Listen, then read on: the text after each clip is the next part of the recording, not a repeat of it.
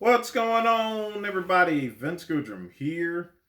It is Sunday evening. Sorry I've been away, folks. I've not done any videos the past 2 days. I've been working on the new couple of new websites that I'll speak with shortly.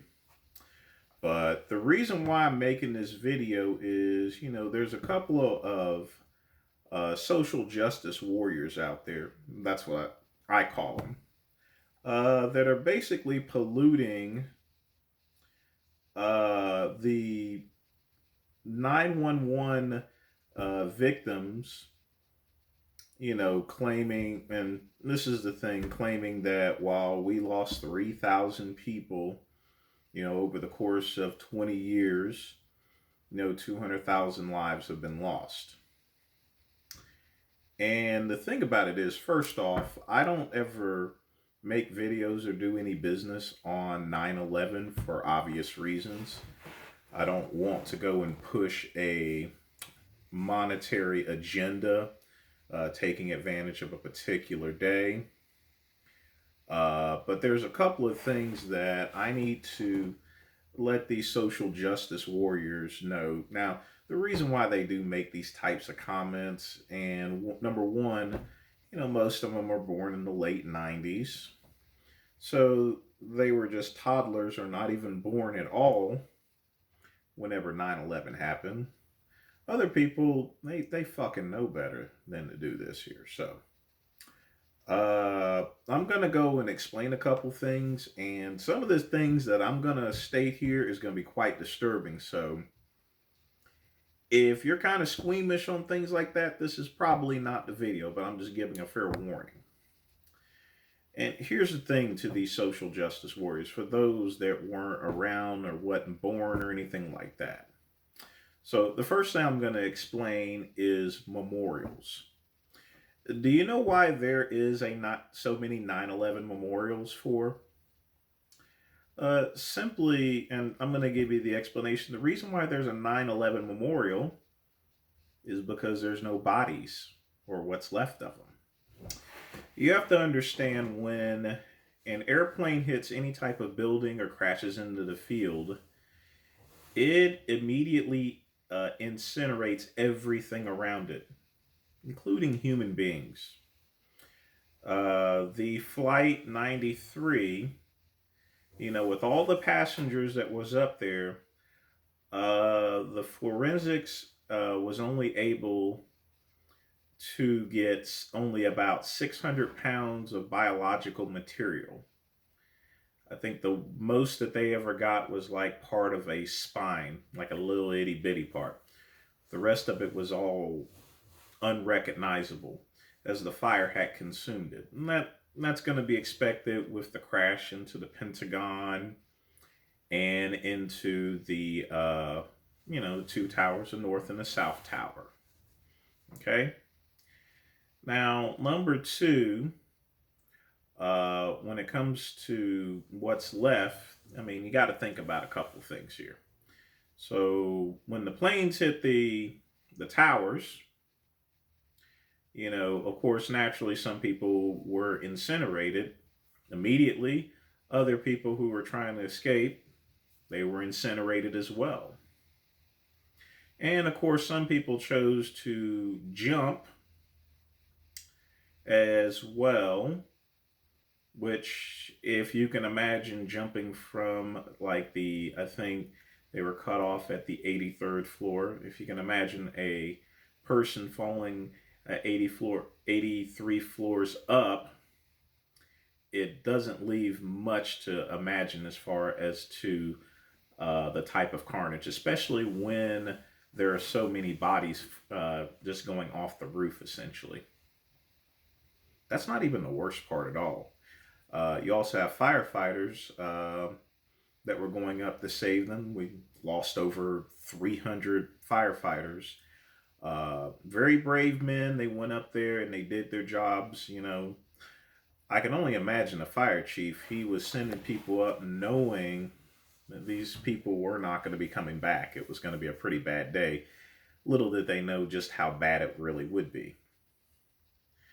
So the thing about it is that despite all the people jumping out of the building to their deaths, and then eventually the towers coming down itself upon the firefighters and whoever was left alive in that building, you have to understand the amount of debris that was covering it. It took weeks, months to actually get to the bodies. And during that time, bodies, whenever someone dies, and this is the reason there's embalming purposes, is so the body rots inside, and then there's internal gases that come out, though.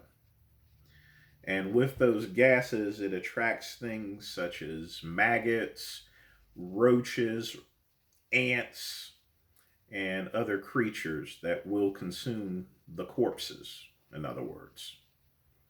So there's literally nothing left. If you've ever seen a dog out in the middle of the road that got run over, or a raccoon or any other type of animal, you already know what it's going to look like within 3 to 4 days and stuff.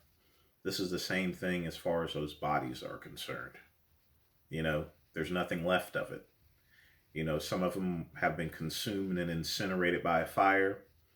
Some of them have been eaten away by insects and other creatures there, stuff. So, if you can imagine that, basically. 9/11 happened, people. Okay? And what you see on TV compares to nothing as far as the reality of things here. And the reality of it is, it's just more than just 3,000 people dying. It's 3,000 people dying a horrific death in many different ways. There are memorials up because there's nothing to bury hardly, and whatever was left to bury, it's definitely not going to be an open casket. If you can imagine a body that is laying around rotting for weeks and months here, do you know there's still over 1,000 people that have not even been identified from the towers? 1,000 people, and they're basically nothing but bones and other biological matter in these shelves and everything. That's all that's left. Can't even identify it. And what you could identify, man, it's got to be a coroner's worst nightmare. But some of you SJWs, you think that that this is nothing, and stuff. It's not just the fact that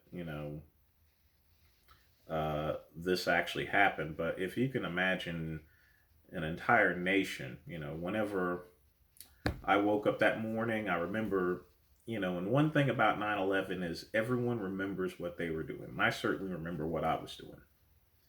I got up, was fixing myself a cup of coffee, sat down on my couch, and then I turned on the news and I heard that a plane crashed into a building. I'm like, man, that's gotta fucking suck. And I did find it kind of strange there originally because back in '94, someone attempted to blow up the World Trade Center and stuff like that. But I didn't think nothing of it, Although later on, whenever the second one came up, I'm like, what the fuck is going on, really? Then I heard one crashing into the Pentagon, and I knew that we were at war. Okay?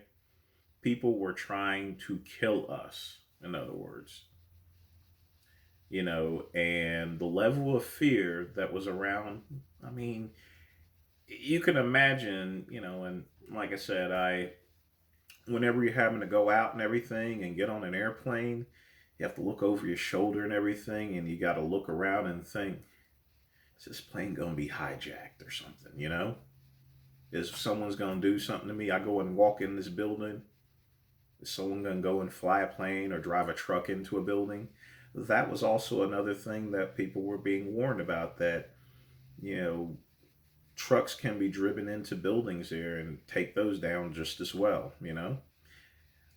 There's a level of terror and fear that encompasses America and any other country that has faced something like this. I mean, in less than 3 hours, 3,000 lives were obliterated, And like I said, things didn't, I mean, there were some things that were committed, basically, Uh, but at the same time, you have to look at the enemy itself. For all these SJWs and these other, what I call liberals, you're talking about a group of terrorists where their national pastime is tossing gay people off high buildings and stuff, and uh, beating up women and stripping them and leaving the dogs to feed on them. Yeah, really. Or beheading people. I'm sure you've seen those videos. You know, they don't just behead people too. And they play all sorts of games. They drop large stones on their heads and stuff. These are the same type of people that went and flew planes into these buildings. The thing about it is when you go and fly a plane into a fucking building, that's not war. That is, they basically use civilian aircraft. These are civilians on these planes. They're civilians in this building. They're not soldiers, and they attack civilians. So, yeah, a couple things did get out of place, the waterboarding and stuff like that. But guess what? I'm not gonna fucking lose an ounce of sleep over shit like that after what they did to this country. No siree. Okay? I'm sorry. I'm just keeping it real and telling it like it is. So, for you SJWs out there that uh, go and act like 9/11 didn't happen, I'm sorry, there's a lot more than you think to it there. And there is a reason why, some people, including myself, whenever I look back, it brings a level of anger and hatred at the fact that a group of people would just use would not only attack, not, they didn't attack any soldiers whatsoever except the ones at the Pentagon. Although these planes were filled with civilians, regular people going about their day, you know? Can you imagine you're up there in your office and you're getting your coffee and stuff like that, and the plane just, last thing you see out there is a plane coming right at you and there's nothing you can do? Can't even say anything? Can you imagine going to work and, you're trying to decide on lunch, and then an hour later, you've decided to jump out the building in order to save yourself from being burned to death? That's the reality of things.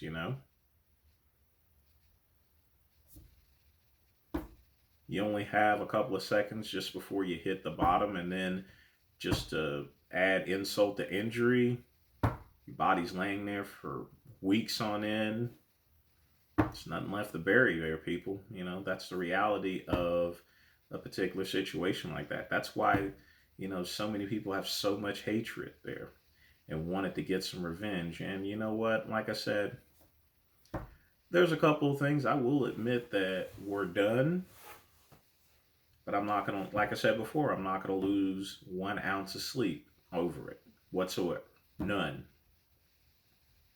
Because, like I said, I mean, only very horrible people, I mean, and these are horrible people, would even do something like this and continue to do things like this. Suicide bombing and stuff like that. Not attacking soldiers, attacking civilians. And we need to eliminate every single last one of them. Every single last one of them. So, for all you people who think that this is nothing, I mean, if you're still listening to this video, now you realize, hopefully, that, this is not just 3,000 is not just a number. It's everything that goes along with it. So stop thinking of these people as just a number. They had friends, they had family, brothers, sisters, and stuff. They were going about their lives until some assholes decided to end them. That's all I got to say today, people. I know this was kind of a pretty morbid video, but it was necessary in order to let these people know that you're talking out of your fucking asses, and maybe you should just shut the fuck up about things like this. Take care.